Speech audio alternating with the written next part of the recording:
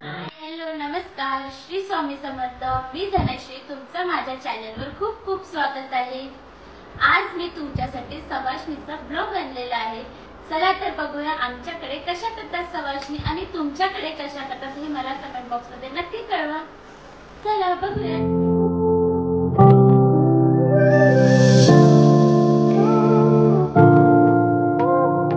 आज आपण सवाष्णी जेवणाबद्दल थोडी माहिती करून घेऊयात की हे सवाष्णी जेवण कशासाठी घातले जाते, कुठे घातले जाते आणि का बरं घातले जाते. मी तुम्हाला या व्लॉगमध्ये ते शॉर्टमध्ये सांगणार आहे. सवाष्णी जेवण हे पारंपरिक जेवणाची पद्धत आहे. ही फक्त आपल्या महाराष्ट्राच्या संस्कृतीमध्ये याची ओळख आहे. सवाष्णी जेवण म्हणजे प्रत्येक पदार्थ यामध्ये जे केलं जातं, जसं की आंबील, घुगऱ्या, हे असे जे पदार्थ हे फक्त आपल्या महाराष्ट्रात बनतात. तर आपण हे बघूयात की सवाष्णी जेवणाची तयारी कशी केली जाते. विविध प्रकारची माहिती घेऊया, त्याचा अनुभव घेऊया आणि हे पारंपरिक जेवण नेमकं काय असते ते मी या ब्लॉगमध्ये तुम्हाला सांगणार आहे. आज मला सवाष्णीसुद्धा जेवू घालायचे आहे. सगळे कामं माझे पडून आहेत, फक्त झाडू आणि पोछा झाला आहे. त्यासोबत मला चहा आणि पाण्याची सुद्धा तयारी करावं लागत आहे, कारण की आमच्या घरी सगळ्यांना आधी चहा आणि पाणी लागतो, त्यानंतरच मला बाकी गोष्टीची तयारी करावं लागते. एका साईडला स्वयंपाकाची तयारी, एका साईडला सासूबाईंना ड्युटीवर जायचं, त्यांच्या नाश्त्याची सुद्धा तयारी करायची आणि सोबत आमच्याकडे सकाळी कोमट पाणी प्यायला लागतो आणि चहासुद्धा हवा असते.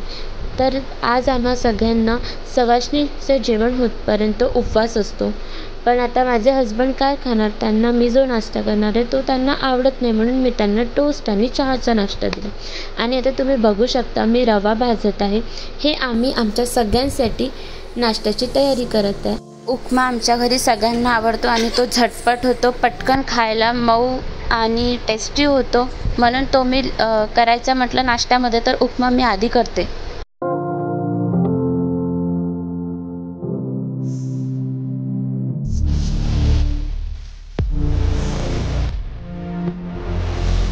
तर मग आता आपला उपमा तयार झालेला आहे. मस्त त्याच्यावर कोथिंबीर टाकून सगळ्यांना देऊयात. आता आपला स्वयंपाक थोडाफार होत आलेला आहे. आपण आता आलूची भाजी फोडणी टाकत आहे. आपला वरण भाताचा कुकर तयार आहे, घुगऱ्या तयार आहे, आंबीलसुद्धा तयार आहे, वरण उकळून तयार आहे, पुरण शिजलेलं आहे, भज्याचं सुद्धा मिश्रण आपलं तयार झालेलं आहे आणि हिरव्या हरभऱ्याची भाजीसुद्धा आपल्याला करायची आहे. असं वेगवेगळे पदार्थ आमच्याकडे केले जातात. तुमच्याकडे कशा प्रकारे करतात ते मला कमेंट बॉक्समध्ये सांगा.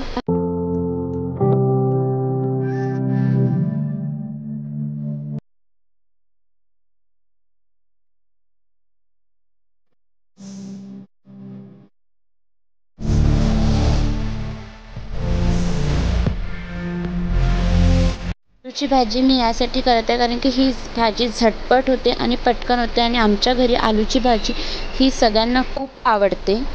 तुम्हाला आता असं वाटत असेल की ही एकटीच एवढा सगळा स्वयंपाक करत आहे का, असं नका समजू तुम्ही. माझी सासूबाईसुद्धा सकाळी थोडंफार मला हेल्प करून गेलेल्या आहेत आणि थोडंफार मी करत आहेत.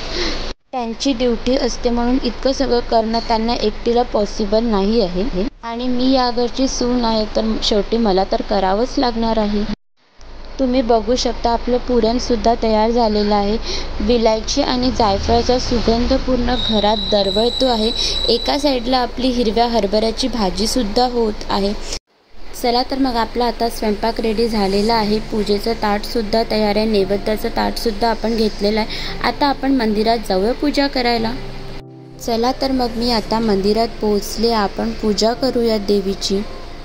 आमच्याकडे ही पूजा आषाढी पौर्णिमा ते आषाढी अमावस्या या 15 दिवसामध्ये केली जाते. तुमच्याकडे ही अशी पूजा केली जाते का, मला नक्की कमेंट बॉक्समध्ये सांगा. देवीचं प्रतीक समजून आम्ही 5 किंवा 7 कुमारिकासुद्धा जेवू घालतो. त्यानंतर मी खणा नारळाने ओटी भरून हळदी कुंकू लावून देवीची उपासनासुद्धा केलेली आहे. तुम्ही बघू शकता खूप सुंदर अशी ही माझी पूजा झाली. माझ्यासोबत या काकू पण पूजा करायला होत्या. कोण होत्या या मी यांना ओळखत नाही, पण त्यासुद्धा सवाष्णीचीच पूजा करत होत्या. त्यांची पूजा आणि माझी पूजा आमच्या दोघींची पण एकत्रच येत होती. त्यांच्यासोबतसुद्धा कोणीतरी होतं, ते सुद्धा व्हिडिओजच करत होते. काय माहीत त्यांचासुद्धा ब्लॉग असू शकते, पण त्यांना आणि मला आमच्या दोघींनासुद्धा पूजा करताना अडचणच होऊ लागली, कारण की दोघींना पण व्यवस्थित पूजा करता येत नव्हती. पण मी पूजा मनोभावे केली आणि आमची पूजा अतिशय सुंदर झालेली आहे. मी फर्स्ट टाईम ही पूजा केली. गेल्या वर्षी माझ्या लग्नाला 1 वर्ष व्हायचा होता आणि माझी फर्स्ट सवासणीची पूजा होती, ती माझ्या सासूबाईंनी केली. ती त्या ड्युटीवर गेल्यामुळे यावर्षी हा मान मला भेटला. मला या पूजेबद्दल काही पण आयडिया नव्हती. थोडीफार माहिती माझ्या आजच सासूंनी दिली, थोडीफार माहिती माझ्या सासूंनी दिली. त्यांनी जसं सांगितलं तशी मी ही पूजा केलेली आहे. त्यामध्ये मी जर काही करायला विसरले असेल तर तुम्ही मला नक्की कळवा. मी नेक्स्ट टाईम त्याच्यामध्ये सुधारणा करून नेक्स्ट इयर मी तशा पद्धतीने सुद्धा ही पूजा करेल. सकाळी आमच्याकडे बोनंसुद्धा नेतात देवीला. बोनं म्हणजे दही आणि भात. ते माझे सासू ऑलरेडी सकाळीच त्या देवीला दाखवून आलेले आहेत, कारण की तेव्हा मी बाकी घरामध्ये आवरत होते. मी बोनं कसं नेतात ते तुम्हाला दाखवलेलं नाही आहे, तेव्हा मी कामात होते. आमच्याकडे त्याला बोनं म्हणतात आणि मी विदर्भाची आहे, प्रॉपर नागपूरची.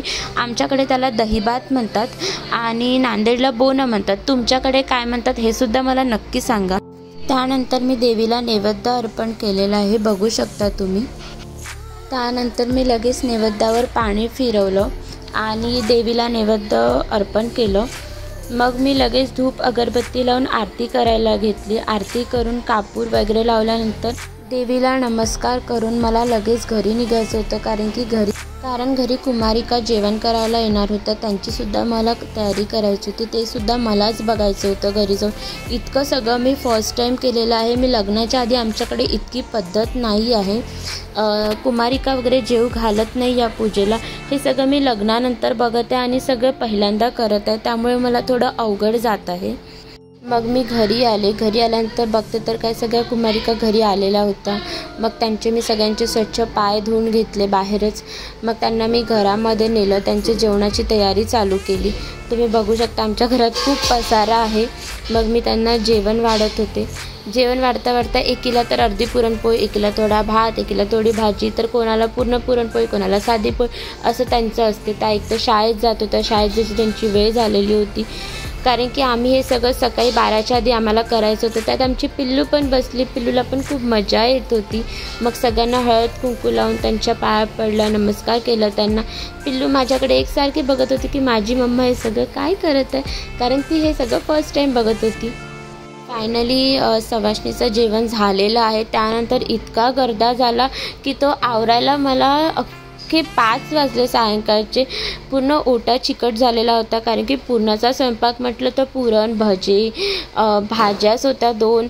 इतकं सगळं करतपर्यंत पूर्ण ओटा अतिशय घाण झाला होता. तो ओटा पूर्ण क्लीन करणं, इतके सारे भांडे घासणं, तुम्ही बघू शकता माझा यामध्ये खूप वेळ गेला. त्यानंतर हे सगळं क्लीन केल्यानंतर माझं घर इतकं सुंदर आणि चकाचक दिसू लागलं की मला स्वतःलाच खूप फ्रेश वाटू लागलं. मला असं वाटत असेल की आता माझे काम झाले, नाही झाले. अजून पण माझ्या पिल्लूची आंघोळ बाकी आहे. आता सायंकाळचे 5 वाजले. आज माझ्या पिल्लूला आंघोळ घालायलासुद्धा मला टाईम भेटला नाही आणि रोज सकाळीच तिची आंघोळ होते. आता मला तिची आंघोळ घालून तिला रेडी करायचं आणि प्लस मलासुद्धा रेडी व्हायचं एकदा. few moments later.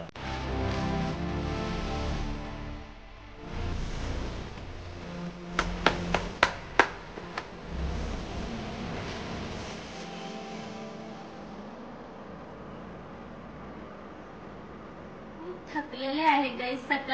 सकाळी 6 वाजतापासून तर आता इव्हिनिंगचे 5 वाजेपर्यंत कंटिन्यू बिझी शेड्यूल होता. मी इव्हन पिल्लूला सुद्धा टाइम दिला नाही, मी स्वतः सुद्धा रेस्ट केलेला नाही. चला आता मी रेस्ट करते. जर तुम्हाला माझे व्हिडिओज आवडत असेल तर नक्की लाईक, कमेंट आणि शेअर करा. आणि नेक्स्ट ब्लॉग तुम्हाला कोणता बघायचा आहे ते मला कमेंट बॉक्समध्ये नक्की कळवा. सबस्क्राईब करायला विसरा नको, बेल आयकॉनवर क्लिक करा. बाय बाय गाईज, भेटूया नेक्स्ट व्हिडिओमध्ये. बाय कर पिल्लू, बाय.